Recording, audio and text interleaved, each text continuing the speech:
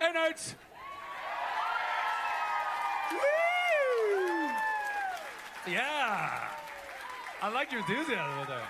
I got two hands up. I am schwitzing like a schwitzer. I don't even know what that is. Hey, you guys having a good time in Nerd HQ this weekend? All right. That was my Matthew McConaughey, apparently. Hey, you ready for some fun resurrection panel? Shit, yeah. We're going to watch a little clip. You ready for that? Let's roll that. Did your son go missing, sir? My son died 32 years ago. Daddy! Honey, who is it? Jacob. The moment you saw him, you believed. Believed what? The impossible. Jacob is real, and he's not the only one. I'm coming home. Tell Dad. I'm coming. Did I really die? You don't even know what you are, do you? They're saying he's not even human. I don't know what you're hiding, but I'm gonna look under every last stone until I find out. You really think that boy is Jacob? That boy has brought life into my home again. Any idea how many we're dealing with? 100. More if they keep coming. There's no keeping a lid on this anymore. We're rounding them up. They're not human. Do what you have to do. I'm pregnant. How is this possible? You tell me what you are. What do you know? More are coming. More than you can ever imagine. What's going on? Marty! I can't lose him again. We cannot let this divide us. These people need help.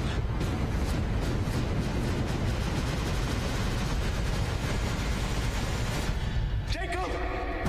Resurrection Returns. Season premiere Sunday, September 28th on ABC. Yes. Couple of housekeeping. I know I go through this every single time. Is there flash photography allowed in this panel? No. Is there video allowed in this panel? No. Is there kick-ass fun allowed in this panel? Yeah. Yeah, come on, girl. You know it. So, little vamp. So, yeah, judging by everybody in this panel, you guys raised about $4,500 for Operation Smile, so give yourself a round of applause for that. And by the by, I think so far this weekend, I think we've raised over $200,000 so far, so you guys are just amazing. You're just amazing. And if you're out there, and honestly, the charity or whatever, it's like, hey, I just want to go see a panel. Great, we'll still take your money. Come and see the panels, and we'll go put it toward a great cause. What else do I need to do?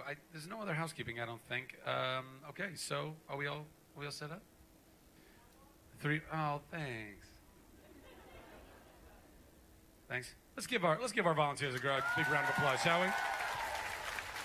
Thanks, y'all. Thanks, Jason. All right, I'm gonna stop talking and introduce you guys to the cast of Resurrection. You guys ready? And the EPs, of course. Without any further ado, please welcome to the stage Omar Epps, Francis Fisher, Kerwood Smith, Devin Kelly, Aaron Selman, Tara Butters, Michelle Vasika.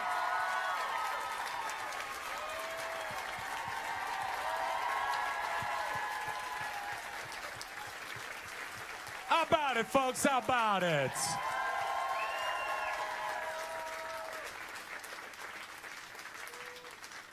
So I've prepped you guys. You guys know the drill. Who has the burning questions in their pocket? Oh, I think we have a microphone. Passing down, passing back, passing over. Found its mark. Hello. Thank you guys for coming out and helping with conversation for a cause. Zach, thank you for coming out here every year and doing this thing. We really do appreciate it. The fans, I really thank you guys for like coming together and doing this. I didn't pay him anything to say any of that. That's fantastic. Oh, it's all free. So my question is, in the post-Lost world, do the writers already know what the ending's going to be for the show? Is Lost off the air? I like that show. Oh, well. Yeah, you know, look, we know what it's all about. And obviously, you know, we don't want to give that away before it's time. But, you know, I think the most important thing is that we know what the show's about. And, you know, every season we're going to strive to kind of deepen those themes and to give you you know, a very satisfying ending when it's all over, which will hopefully be in a long time. But ultimately, it's about a small island that may or may not be purgatory. Yes, of course. I think that's what you're looking for. All right. Who's got the next mic? Volunteers, help me out. Who's got a microphone? Oh, right up here.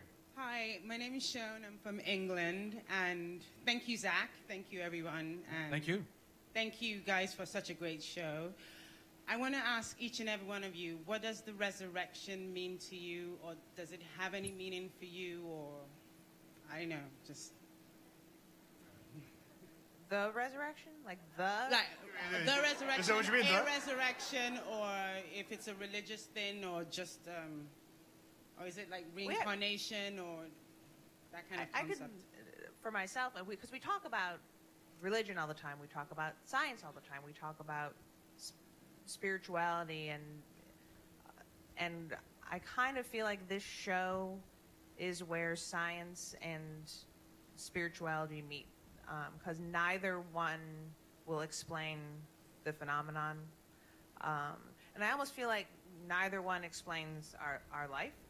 We actually had a quantum physicist come to the writer's room and we asked him, all right, so somebody tells you, hey, people are coming back from the dead, and how would you explain it? And he actually had no idea how to explain it. He couldn't even go there in his mind.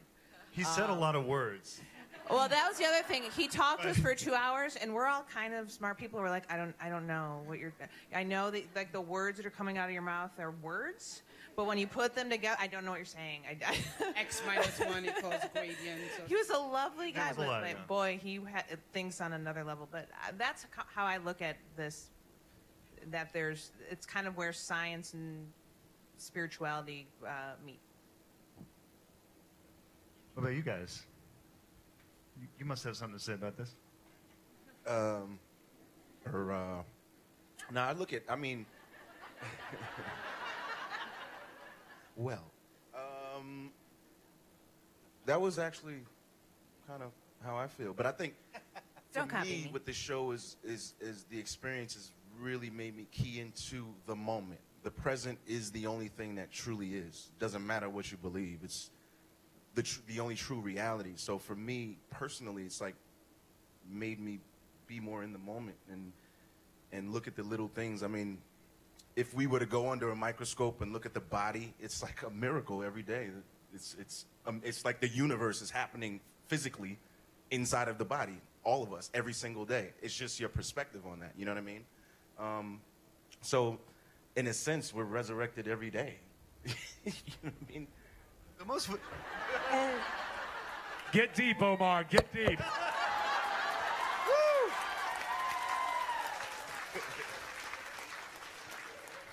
To me, resurrection is the chance to begin again. And if you follow the moment to moment, what we all are doing here, you always have a chance every moment to begin again.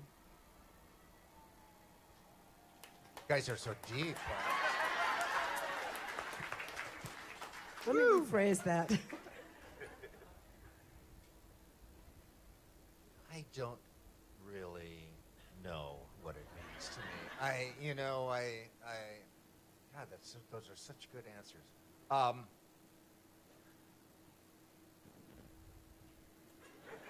You know, I think of it more in the sense of what we what we think about, you know, the show obviously is about people coming back from the dead, and it presents us, it makes us think about, you know, we've all thought, gosh, I wish Ma would come back. I wish, you know, my friend Tony and his dog would come back, and, you know, because my life would be better with these people here. But Dog, really? the show really puts you on the spot in that sense and says, would it be better? What would happen if, you know, because that's something that we never really think about, that we never really think through, and the show forces us to do that, which I think is good, because I think that for me personally, and it goes pretty much along with what these two have said, is that what's important is what we do now with the people that we know. You know, our children, our parents, our friends, you know, treat them the way you would want to if they were to come back, if they were in a position where they had to come back, I should say. So, yeah, live every day as though you will not have the opportunity to come back. I can't stand up and walk like that, so.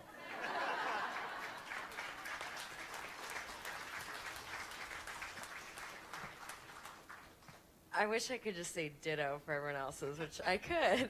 I said. I think it's really, well, two things. So I really think Maggie focused on the answer, why, being a scientist and whatnot. And it kind of, as we got further into the first season, Maggie dropped that a bit, and Devin dropped that a bit. What, doesn't matter how or why, it's still happening. So even if you don't have the answer, it's still happening. And what are you doing with what's right in front of your face? And also, it's made me think about how, you know, these people aren't forever, because there's this longing, you know, that Maggie has for this woman that she, you know, this is her mother that wasn't a part of her life. And so it's made me appreciate everyone that is in my life. And, you know, hugs and kisses and roses and butterflies to everyone. I don't know. We spent a lot of time talking about it, for sure. Even last night, some of us went out and ended up talking about it for 2 hours. You know, I think that's the thing that most of us don't remember, but it was. That's the thing about this show. I mean, I think that you know, we always try to do is just get people thinking and talking, and you know, it's kind of just I don't know. To me, that's the most interactive experience you can have as an audience. For when I'm an audience member watching something, if I feel like I'm kind of trying to figure it out as it's going along, and you know, that's what I like. That's the kind of stuff I like to see. So, you know, it's like keeping it alive, keeping the conversation alive. For me, I think a lot about second chances when I watch the show, when we're talking about the show, and whether or not you would make the same choices if someone were to come back into your life, or are you doomed to kind of make the same mistakes over and over again? Good answer. All of them. Yes.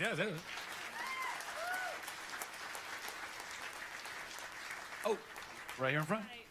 First off, can I ask Omar to give my mom a shout out? She loves House. What's her name? Debbie. Shout out to Debbie. Thank you. I was wondering if you could share one of your favorite moments from your career, something that when you look back on it always makes you smile or laugh or something fun. Is this the Omar or the entire panel? Everyone. Okay. It's a big one. Just go counter.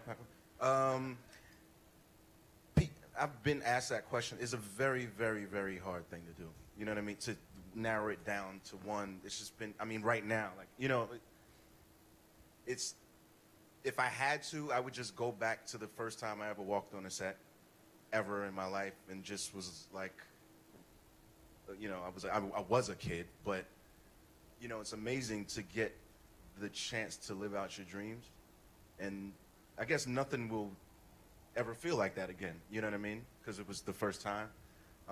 So for me, it would be that. The first time I walked on the set. Well, the first job. I'll just say yesterday was pretty amazing for me, personally. Because we were doing... Oh, yeah. That's... No, not so much. But the panel that we did at Comic-Con yesterday, there was 800 people out there. And, you know, so much of what we do as writers anyway, but I think you guys experience it too. It's you know, you do your thing, we do this, we write in a room, and then, you know, you produce the thing, you're on the set, and you kind of, there's not this immediate sort of feedback from an audience, you know, like we have here right now. And then all of a sudden you get in front of an audience, you're like, holy shit, people are watching this thing. Wow, we got to take this more seriously. But it's amazing. It's amazing. I mean, that's what it's all about. It's just about, you know, communication. I mean, that's why we do what we do. And to have experienced that yesterday and now here today is incredible for me. Anyone else? Again, as Omar said, there are so many moments. I can't pick one. And to me now, it's coming to work every morning with these folks and looking into their eyes and going, God, I'm so lucky to be able to play with people whom I love and play scenes that are so juicy. And this is my favorite moment. Okay. Thank you. You know, there, as everyone has said, that I think when you get to the point that we all are in our careers, we have lots of moments, and I think that often there are little things that grow into bigger things when you look back at them. There was speaking of first days, the first day I was on the set of RoboCop, first scene I shot, the very first thing I had to do was come in, and it's not chronologically my first scene in the movie, but I came in and he shoved me into the desk and walked out, and then I spit on the desk and I spit blood on the desk and say, "Just give me my fucking phone call." And that wasn't in the script. I mean, just give me my phone call was in the script. And so I said to Paul Verhoeven, the director, I said, what if I spit blood on the desk? Now, this is the first exchange that Paul and I had had since the movie started. And he said, "You want to spit blood on the desk?" And I said, "Yeah." And he said, "Yeah, okay." So we did, and that was the beginning of the relationship with Paul and I, and then that spun throughout the rest of the movie that we were just on the same page, and gradually he trusted me more and more in terms of what I was doing in that part, and the part kind of took off and was bigger than it really was initially. So there's one for you. Didn't you? Just to follow up on that second, on that, because I don't know how many fans of RoboCop there are in here, but I was a huge fan of that. And but I said to when I met Kurt, I think one of the first things I said to you was, you were the scariest bad guy I had ever seen in a movie. Like, I was sure that you were a psychopath. Like, there's no way that guy is not like totally fucking insane. So. And do you remember, I said, why? And you were like, oh, yeah, I get that a lot from, whatever, I've heard that kind of thing. And I said, what do you think it is? Remember what you said? I asked you, why do you think he was so scary? Yeah, why do you think, you remember? No. You just said, all you said was, I think it's because he had a sense of humor. Oh, okay, now I do know, now I know what you're talking about. Yeah. I thought you were talking about it at the audition or something. Oh, no. Yeah. I was just talking about that character and why he was so memorable. Yeah, I think it is because he had a sense of humor. The character did. I mean, it was a nasty sense of humor at times. But I think that's what kind of raised him above sort of a stock villain in a way, And you said that was like your start, really, right? I had done other stuff, which I had to do really in order to get the part. But that was the first one that really kind of, brought me some attention. And fortunately, good attention, as opposed to never want to see him again. But yeah, you're absolutely right. Yes, well, it was fun too. When I don't even know that Charles, the director of the pilot, had seen the movie. I don't know if he saw RoboCop or not. Yeah. But that was obviously, I knew you from that. I knew you from that '70s show and everything. But a lot.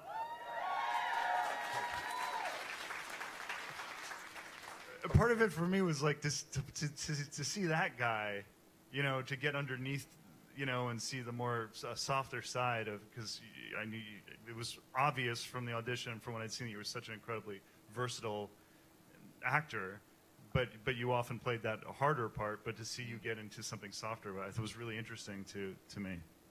To me too. No, and I don't mean that to be funny. I mean, it was one reason that I really wanted to do this role, was for that. I'd done, other things here and there that might have had, a sort of emotional scene or something, but nothing in which the character's arc was really an emotional arc. So it was great. And also I just really responded. I read the script and it was like, I have to do this. Thanks to you. Devin, Michelle, Tara, is there a particular moment that brings you back to a happy place? Yeah, when I found out I got my first job as an actor ever was a pretty magical, happy place. I wanted to be an actor my entire life, except for like a brief stint when I wanted to be a flight attendant because I liked the outfits, and then I got it. I did. What airlines? That's what I mean. This is when there was still class when it came to flying. Little scarf and like little pencil skirt just seemed so fun. Little hat. A little pillbox hat. Anyway, I know what I'm wearing next year now. Here. So I wanted to do this my whole life, and I did this TV show called The Chicago Code, and that was my first job. And I was waitressing when I found out I got the gig. And I remember I was wearing boots, and I didn't have pocket, so I put my cell phone in my boot when I was waiting for the phone call from my manager. And I remember I was at table 608, and I was putting a Coors Light down on the table with my phone. And I'm a vegetarian or vegan, and I was working at a steakhouse, so everything just fucking sucked. So, like, life was not good. Like I needed this job because I was slowly dying inside. And I dropped the beer and just like grabbed myself out of my boot and started booking it out of the restaurant. Just started running. And I picked up the phone and my agent manager were like, yeah, you got the job. And I like bent down on the ground. I was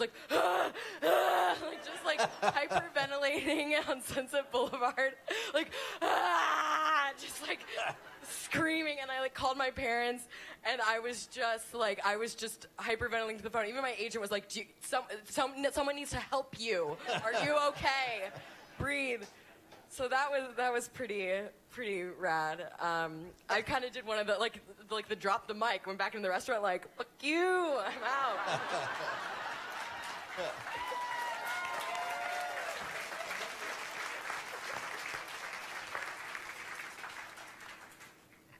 Weirdly, mine's not unlike Aaron. Comic-Con, maybe we screened Reaper in Hall H with all of Kevin Smith's audience, and it was just an amazing experience to be able to hear 6,000 people react to something that you've written. And so that was really a special day. With Missy. With Missy, as a matter of fact, yeah. Although she was not in that version of the pilot, actually. Yeah. I'm going to go back even farther to where Tara and I met as assistants at the X-Files. And you were working in licensing and merchandising, and I was Frank Spotnitz's assistant, who was one of the writer-producers. And it was kind of one of those, I worked on the show seasons 4, 5, and 6. You were there for season 3. Vince Gilligan is there. Frank Spotnitz is there. Morgan and Wong are there. So I've actually never experienced this on any other show. When a script would come out, you could not wait. And it's hot off the copy machine, and it's warm. You're putting it, you could not wait to read it. And you would stop everything and everyone in the office was like that. They couldn't wait to read the scripts. And then they were really nice to us, and they knew I wanted to write. And Chris Carter would occasionally rewrite scripts where he would lie on his couch in his office, and I would type the rewrite into his laptop.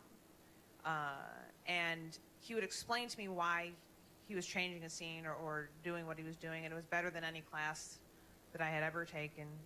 And then they let me write 3 scenes. They said, here, and I think they kind of were treating it like, well, this will be an exercise for Michelle. And they said, so here's 3 scenes to write. And they let me write 3 scenes. They gave me notes. And they actually ended up in the episode. So Michael McKean and Gillian Anderson are in the scene. And so to hear what I had written on TV for the first time, I think I'll never forget that. That was kind of amazing.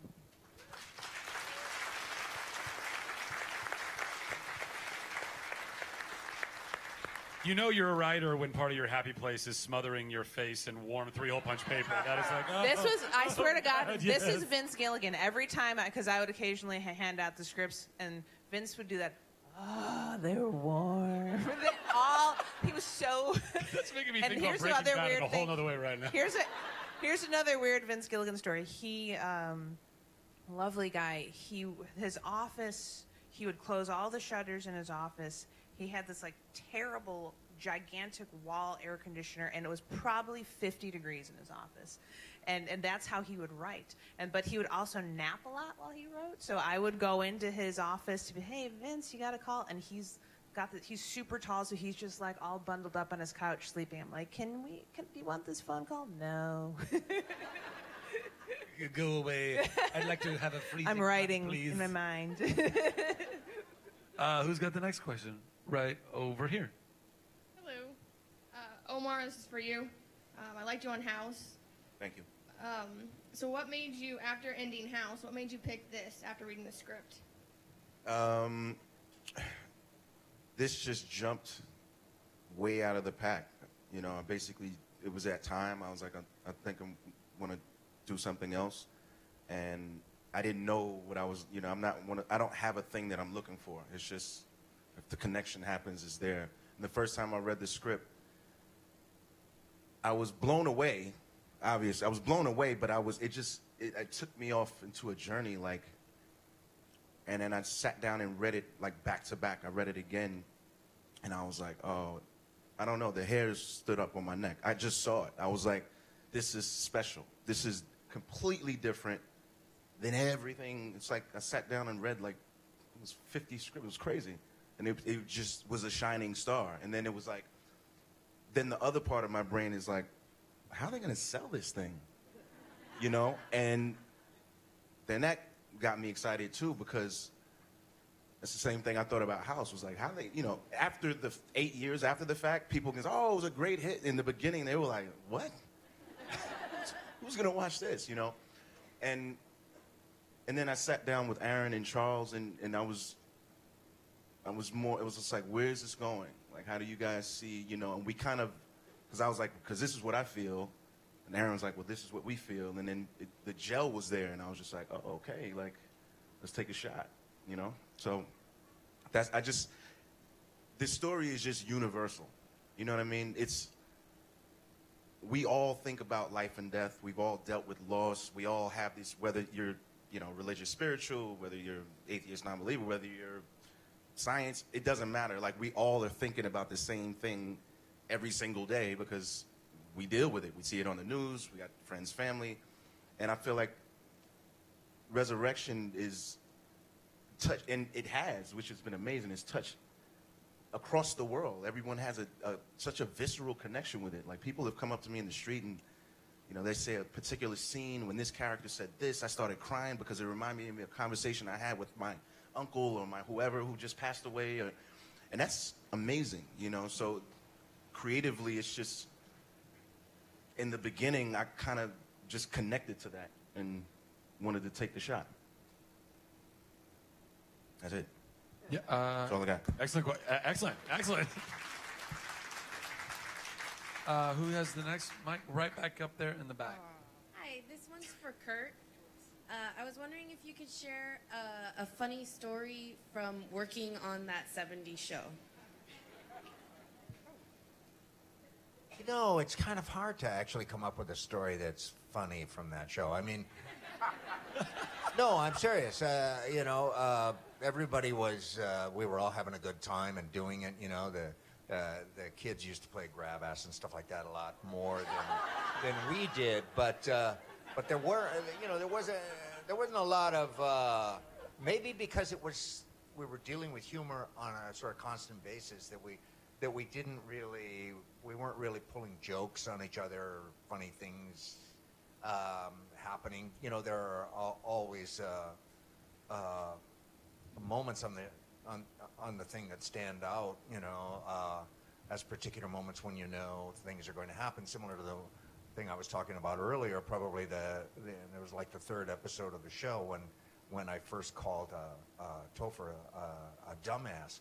I remember that the line was so funny. I remember standing in the kitchen when I had to say this line, and he was complaining about how he had all these problems and people didn't like him and all that. And I said, it's not, oh, he said, I just have all this bad luck. And I said, no, it's not that you have bad luck, it's that you're a dumbass. And, the line was funny, and I knew it was funny, and I just remember standing there thinking, don't try to do anything with this line. Say the words. Just say the words, and it will work. And I said the words, and they went crazy. And it was like, that's it. That's all you gotta do. And it's the same thing on this show. Good writing. That's what kept that show going for 8 years. That's what makes this show work. Good writing. And all we have to do is say the words.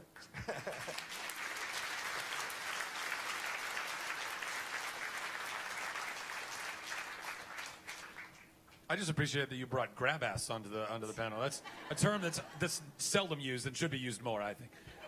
It's kind of an old term. It is. Over there, on the right. Hello. So as a fellow actor, I understand having your favorite snack to have either backstage or on set. So I was wondering if each of you had a favorite snack that you had to have while you were filming. I always eat almond butter on set, and I love it so much. I just can't. I go to the Crafty, and I take the entire jar out of Crafty, bring it to my trailer, and sit there with the spoon. I know. I eat it all. And then I also shove the lab coat pockets with candy, like chocolates, little treats to have whenever I want them. And we had so we were back filming for season 2 now, and they put the lab coat on me the other day, my costume fitting, to make sure it still fit. And I reached my pocket, and there's wads of wrappers in there. Like Jacob. Yeah, I'm like Jacob, yeah. So super professional. Doctor. That's me. Anybody else? No snacks of choice? No one else has a favorite snack? This is such a fun question. I don't have a favorite snack, but I used to like Coke Zero, and I made the mistake of telling the craft service person that I liked Coke Zero, and this was last year at the beginning of the season, and then I decided I shouldn't drink that stuff, it's just not that good for you, diet sodas. So I decided not to, or at least to try to drastically cut it down. But I couldn't bring myself to tell the craft service person that. And she's like there all the time. Want a Coke Zero? Now, right now, I got the scene coming up. I don't want to burp or something. Then, later on, I'm like, hey, Kurtwood, we got some Coke Zero over here. Our craft service gal is great because she makes special snacks for us vegans. And so I always look forward to whatever thing she's going to bring us, like gluten-free. Grilled cheese sandwiches? Grilled cheese sandwiches, fake cheese, yeah. It's all good.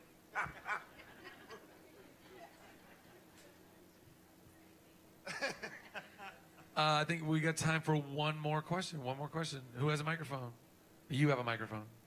Hi, my name is Alexa, and I just love the show, and it's just wonderful. It's fascinating and interesting, and my mom and my aunt brought me over because it's like a surprise early birthday present for me, and I'm just in love with the show. Happy birthday! Thank you. We all sing. Happy birthday to you. Happy birthday, dear Alexa. Alexa. Happy birthday to you.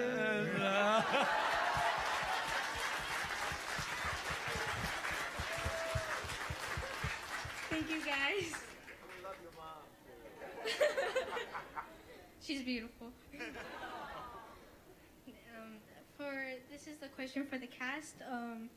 Since the show is really serious, has there ever been funny, embarrassing moments on the set? Well, I mean, we work with Landon Jimenez, who plays Jacob, so he's a 9-year-old kid, so, kids say the darndest things. But you kind of alluded to this earlier.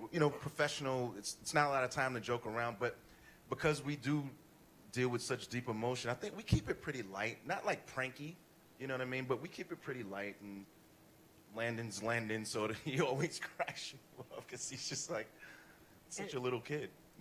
And we're going to put a cuss jar on the set this year because we figure we're going to fund his college education. Well, I got the first one because they used the word fuck in the script. Yeah. And he was shocked. He's like, you can't do that. It's like, well, the character's thinking it, so, you know. After I said, I like dropped like a slew of expletives, and he was sitting in the car and he just looks at me and he goes, I thought the set was going to be kid friendly, and it's not.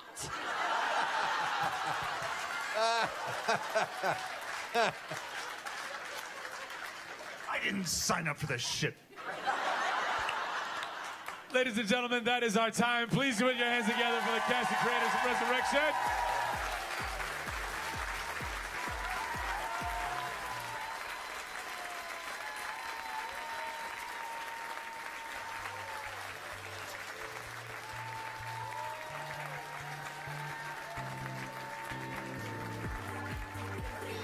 Was that fun? Hey! We did it!